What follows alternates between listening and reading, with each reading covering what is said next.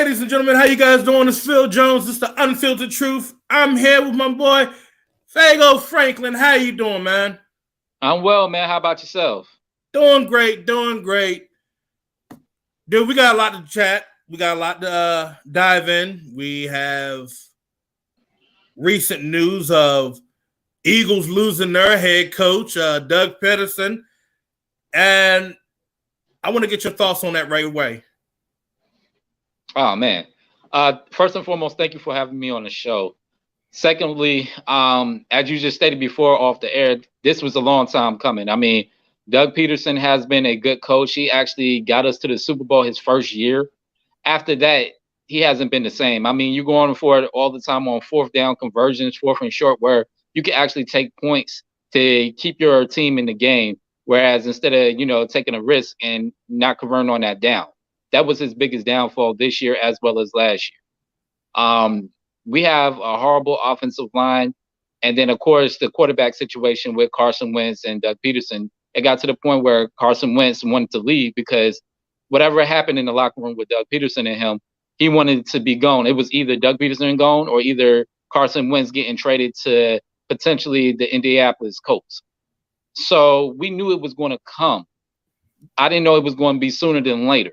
I honestly thought it was going to actually give Doug probably one more year to see what he can do with the team. And if it was a horrible year, they was going to cut him. So what are you actually telling your team that, your quarterback has more power than your head coach? Because Wentz, honestly, is a privileged boy. As soon as he got his job taken by Hurts, all of a sudden now, I don't want to play anymore. I don't want to play. I want to get traded. Why? You did it. You had multiple chances in order for you to get your stuff together, and you didn't get your stuff together. And Jalen Hurts, with that same offensive line and the same team that Carson Wentz had, looked better put together than Wentz in his 8-9 games that he played. You got a point there. And then before we were starting up, you were talking about guys trying to stay focused on these Zoom calls. You got Zoom practices, and you're sitting there. Let's be real. A lot of these guys are not paying. They're not paying attention to it, not one bit. And that's not the first time I've heard about guys not paying attention during these Zoom practices. So you can't really focus on what's going on. And here's the other thing. Pedersen should have found another way to get through to his quarterback. He should have found a way on a lot of things going back from last year, this year. And I'm going to say this. What he did to Jalen Hurts in that last game of the season, we all know that was the icing on the cake. And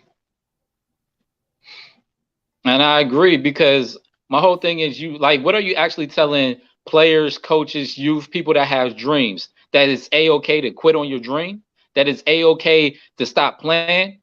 It was still seconds left on the clock. You don't stop playing until ticks is off the clock. When it hits 00, that's when you stop. You give it your all. So what messages are you really sending? And this is at the top tier level of pro sports. Everybody watches NFL. NFL is one of the most predominant sports in America. And this Sunday night football game, a pivotal game at that. If the Eagles win, Giants in. If Washington won, Washington is. Everybody tuned in. And this was supposed to be a game that was enjoyable. This, whether they lost, win or lost, at least you could sit there and say that they tried. But to just give up and put your third string quarterback in, and y'all was only down 3 points. My whole thing was, why would you go on a 4th and goal and don't get it? It was like a statement. We have nothing to go. Why not take the point? You would have tied the game. Right. And Washington, the way Washington was playing at that certain time, the Eagles could have won that game. Hurts was the best option that you had in order to win that game. But no, you wanted to go after draft picks. So now you're out. You're out of the job now. Not even that. And you go back looking at the game, Alex Smith was struggling. He back of his calf, he was hurt. I'm like, Eagles defense taking care of business, forcing them out of the pocket to throw it away. I'm like, they got this win. Mm-hmm. Lo and behold, you see, yeah, I'm gonna take Jalen Hurts out, and you could tell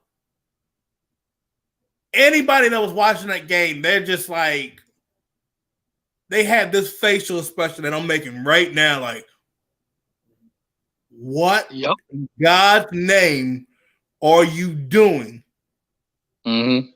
Every bar that is open, probably, Mm-hmm. is saying the same thing. Every Phillies fan at home, every Giants fan at home, every fan in general of Mm-hmm. football is just, what are you doing? Mm-hmm. And to try to justify that was the kicker. Mm-hmm. And so here's the thing. Where does Philly go now? At head coach wise, who does Philly try to go and get? Oh man, that's a tough one. You just first and foremost, you have to just rebuild everything. Maybe you can kind of go after Jason Garrett. Jason Garrett is a decent coach. Look what he did with the Dallas boys. He takes a lot of heat, but he did get them to some playoff wins. I can actually, and he's within our division. That's true. And that could be something that is very intriguing. Grab some of these, coaches. Urban Myers is trying to come into the pro level as well too, if I'm not mistaken. Yeah, I think he's looking at joining the Jaguars. Yeah, if the Jaguars don't get him, that'd be a great spot for Philly. Yeah, and he likes to work with mobile quarterbacks that can. Now, before anything, you get a coach, you got to figure out this salary cap because y'all are in salary cap hell. You guys are currently 70 mil over the cap. Mm-hmm. So, looking at that, you're wondering, what's the next step? Who are we going to have to offload to free up space? Because I don't think it's going to be that easy to spread it off for the next 3 years. I would say take away Deshaun Jackson, let him go. Carson Wentz, he's going to have to stay. They paid that man a lot of money. So, yeah. So he's going to stay. Alshon Jeffries might got to go. But we need another wide receiver, and we need some DBs out there. So that's going to be kind of hard. But the biggest contract headache that you have to deal with is trying to keep Wentz, which is supposed to be your primary quarterback, happy. Now it's a quarterback situation. It's a quarterback situation. I think Hurts is going to actually get the starter position. Now, if you could find a trade partner, I mean, who would be an ideal team? Who's going to take that contract though? Yeah. No, I'm like, to be honest, like maybe the Colts is dumb enough because you never know what Phillip Rivers is going to do now. And Carson did too. Yep, and Carson has already stated that he wants to move to Indy if things don't work out in Philly. So I see that. Maybe potentially Tennessee, where he can have like a back. He's going to probably be a backup. And see, that's the thing. He's not going to want to come in as a backup. Now, you look at the Colts situation. He was on Phillip Rivers is on a 1-year deal, and he's already supposed to be coaching a high school team this year. So, Carson Wentz goes to Indianapolis, has a better offensive line, has two functioning tight ends, has three functioning running backs, and you have a wide receiving core where, okay, I can. Where's my security blanket? Oh yeah, you can go to Pascal. That's your security blanket right there. Just dump it right off to him on 3rd and 2. He's right there. Yep.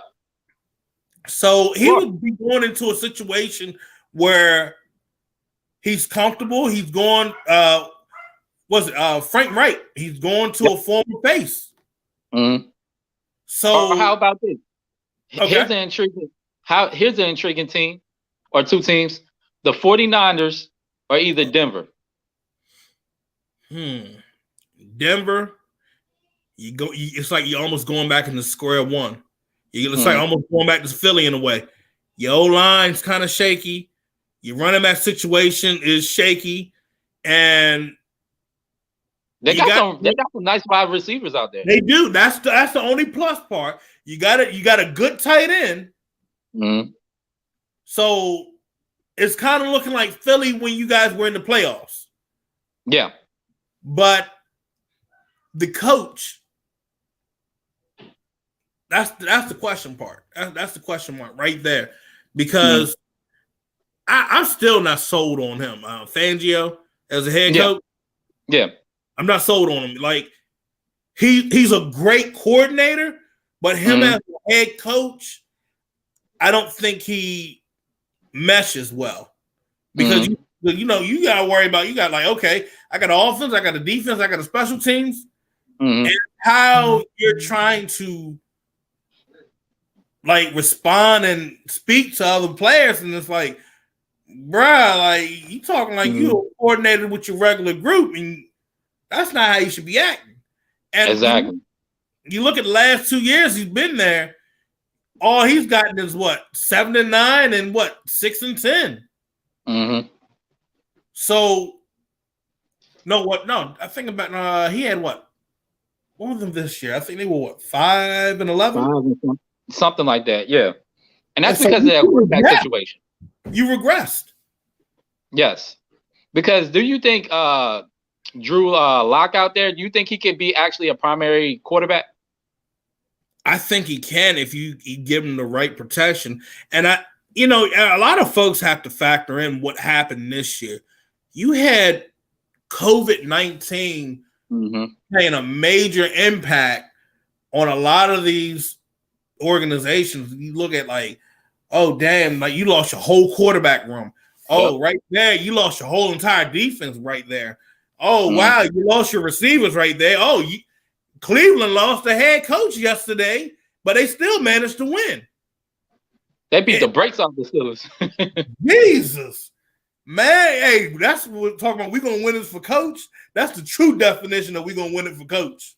Yep. So let me ask you this too.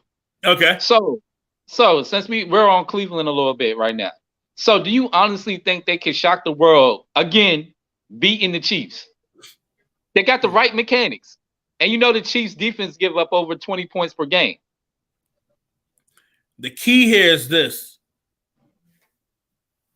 you got two solid tight ends, Hooper and Njoku. Yep. And then you have by far the best running back tandem in the NFL. If you don't use that tandem right there to beat the Chiefs, because that's how you beat them. You beat them on the ground. And when you beat them on the ground, I'm going to tell you this. They're nothing. They're not winning that game. Run them over, and I'm going to say this. Offensively, if you're going to go to the air on them, you can do it. Kill them with crossing routes. You can kill them with the quick slants. I'm not so sold on Kansas City's defense. They're more like they build off of like it's complementary football with them. So if the offense is on a roll, they're going to bounce right up with the offense. If the offense is stalled, then they're going to go flat, and that's when you need to score on them. And if you can do that the entire game, you can probably shock the world. And I agree. It's just like they got to stop Tyreek Hill first and foremost. And Sammy Watkins, like the Kansas City has a potent offense. If you can kind of neutralize that, like how the Raiders did it, I think Washington did it. Yeah, Washington. And a couple more teams earlier in the season, they actually have a shot. And the way that the defense played last night, they played lights out yesterday. against a very dominant team. Because the Steelers' defense is top 10, period, point blank, and their offense, once it started rolling, maybe it's like top 15, give or take. But if you could go ahead, if you could kind of stop the Steelers from exploding in the first half, then you got them, and that's what had happened. And then, of course, I think the Steelers gave them 21 points in the first quarter in general. Like, it was 28, but the Steelers gave them 21. So I put it like this: like how the Raiders went and stopped Kansas City. You're gonna have to, if you can air it out. The Browns got speedsters. You got Landry. You got Higgins. Yes. And especially Donovan Peoples-Jones. And I seen him back when I was covering Maryland versus Michigan past couple of seasons. And I'm gonna say this: throw it up there against those 50-50 balls right in the direction. That's how you can beat Kansas City too. That back end, it's Jekyll and Hyde in my opinion. If you can really throw it up there deep, make them have to chase that receiver down, you're going to win it. Okay. So who has impressed you the most as far as quarterbacks? Like Lamar Jackson, Josh Allen, or Baker Mayfield? I'm going to be real. Josh Allen. I mean, let's look at it with Josh Allen. When he first came out, everybody was thinking like, I'm ready to drop the bus name on you.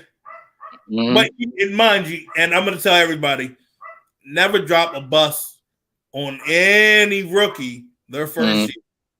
You look at how he climbed up. He was sitting at the bottom. He worked his way up. Where we look at like Baker Mayfield, he's sitting up there.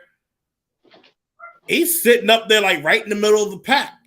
You look at Lamar Jackson sitting there right in the middle of the pack at that time frame. But you had Josh Allen probably listed as, I think, when you looked at all the top 32 quarterbacks in the league, he was dead last. He worked his way up. And now you look at him now, Josh Allen throwing about 4,500 yards passing. He's got about over 20 plus touchdowns. He's also a versatile quarterback using his legs. He has a couple hundred yards rushing, got touchdowns on his leg, and he will go head to head with you and try to truck you. And I'm looking at that. I'm like, I mean, yeah, you got that in Baker. He'll try to run. Yeah, you got that with Lamar Jackson, but to still manage to get 300 plus yards passing out of him and probably 100 yards rushing out of him, that's the way to go. And I'm going to say Lamar Jackson because we already know what he could do with his legs. But he showed that in tight coverages, he can actually throw the rock in tight spaces. And he's very accurate. Coming into the NFL, a lot of people was like, all right, we already know that you can run, but can you actually throw the deep ball? This man has been throwing the deep ball, and it was what? They're on a 6-game winning streak, if I'm not mistaken. Don't quote me verbatim. I think it's 6 or 7, somewhere around that. Yeah. That's around that. Yeah. But my whole thing is just his improvement and his maturity. Just like yesterday, he did whatever he had to do. And a lot of people was focused on his running instead of his throwing. And he threw some nice shots down the field. And I'm like, all right, Lamar, I see you out there. I see you. So I think they played, the Bills? I think that's going to be a hell of a match. No, the Browns got the Bills. The Browns got the Bills, and they got Kansas City. Yep. So we're going to be seeing some rematches going on. And it's going to be, I'm going to be real. I'll say this. I think Bills and Browns are going to be a dogfight. I mean, it's going to probably come down to the wire. You look at Baltimore and Kansas City. It all depends on your next move for each drive, whether it's defense or offense. Mm. If Baltimore is going to make sure that they're going to hold the lead, by God, you can't settle for any field goals. Mm-hmm. If you manage to get a 3 and out against Kansas City, while say it's 14-7 right there, you manage to get a 3 and out against them. Mm-hmm. You need to score that next drive, and you need to keep scoring. That was the downfall of Houston. Houston got a little too cocky and by far a little idiotic with Bill O'Brien's coaching methods. Because, damn it, you go good and damn well. He should have been fired after that game. Long time ago. Yep. Man, whatever methods you have that works in your favor, use it. That's the thing against Kansas City. Whatever you have, whatever you can use it right away. If you're up big, don't go conservative. That's the problem. I'm gonna be real. That's one of the problems. I go back and look at last night's game. Cleveland kind of got a little conservative, and that's why you saw the Steelers managing to pull that comeback. Now, at the way it ended, that could make or break Cleveland going into the next round. That could be sticking on their head like, damn, we managed to let them come back in this game when we were up big from the first quarter. And that usually sticks psychologically with players. So we're going to see what happens with Cleveland and Bills. But like I said, with Kansas City and Baltimore, if Baltimore wants to win that game, once you get the lead, don't look back. So that's going to be. I agree with you. It's going to be another interesting game. Yes. But, and my last question for you, because I know the championship game is about to start, and I got to jet off. Yeah, man. Yeah. Who is you picking? Who do you have winning the national title tonight? Whoo! Ah, man. Well, for anybody that's watching, I'm going to stick my neck on the line and say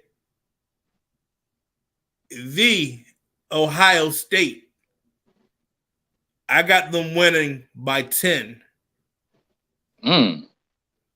Hey, look, we had 2020 shocking us with what the? You might as well have one more for 2021. I got it. I think we're going to get a shocker. And I'm the complete opposite. I think Alabama's going to go in, control the game. Of course, they got a phenomenal wide receiver and control the game with running the ball pretty well. Justin Fields, in order for Ohio State to actually, keep the game kind of close as well as be victorious, Justin Fields have to have a phenomenal game like he did against Clemson. What he did was just phenomenal. And you also have to look at his health too, because I think he had rib injuries. It was something around that rib area. Yeah, he had, I think, a bruised ribs. Yeah. And you have and I understand, he had a couple extra days to kind of heal. But again, you're not getting hit on the field. Now you're in the version of play now. So when somebody actually hits you, you're going to feel it. So I want to see how he takes those type of hits, because Alabama, they put a lot of pressure on your quarterback. No, that's real. And really, if they're and see right there, Ohio State, that Alabama's going to be bringing the pressure like that. Set them up on them screens. You got guys that are fast on the outside. Use it. And it's going to cause them to drop back. They're going to be like, right, we're going to fall back a little bit with the blitzing. We're going to fall back with it. But I'm going to say this. That Fields can use his legs. But Fields, I'm going to say this. The throws that he's made and what he did to Clemson, those were some tight window throws. If he can managed to imitate what he did in that game, in this game tonight, we talking about football Jesus being the number 1 overall pick. Might be the other way around. And the crazy thing is, that's what I had stated before. I think instead of going after Trevor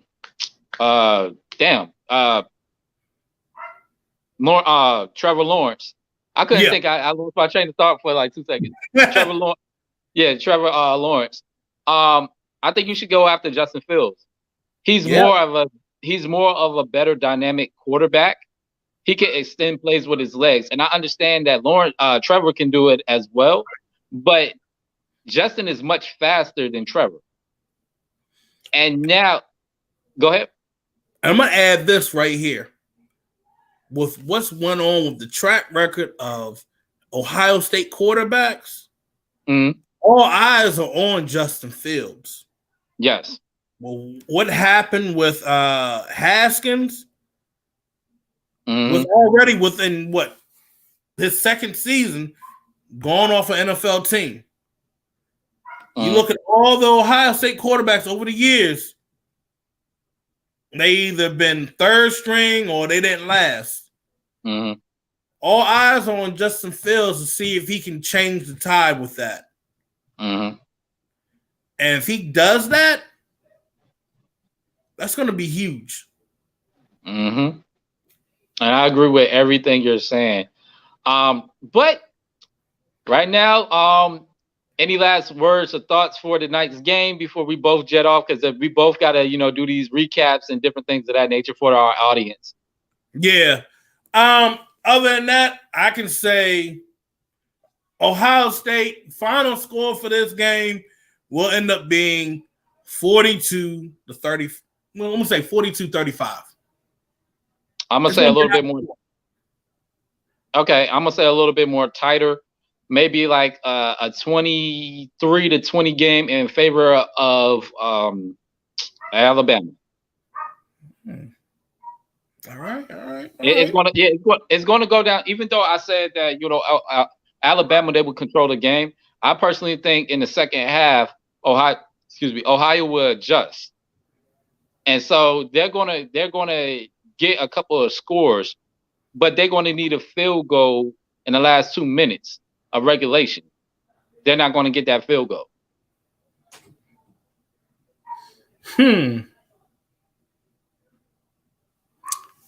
I'm really going to have to really pay close attention to this game tonight, then. Yeah, same here, man. But like I said, I definitely thank you for letting me join this show.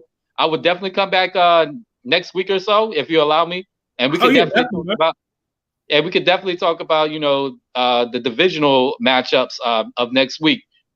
That's going to be pretty exciting. I'm super excited about it.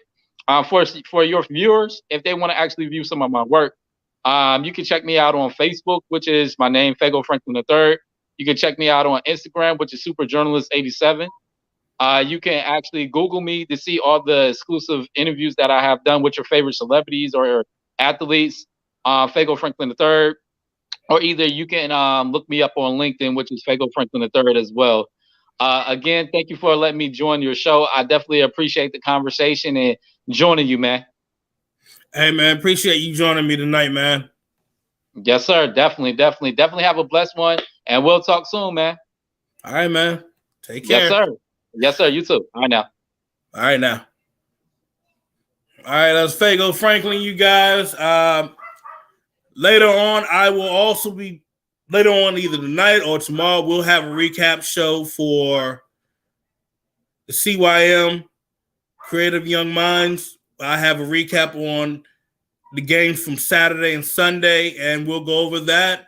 But other than that, we got a big game to get ready for tonight. Y'all take care. God bless. Remember, you guys can find me on Twitter, Phil Jones NFL. You guys can find me, Phil Jones NFL on Instagram, and Phil Jones on Facebook. And oh yeah, remember, you can also Google me. Y'all take care. God bless.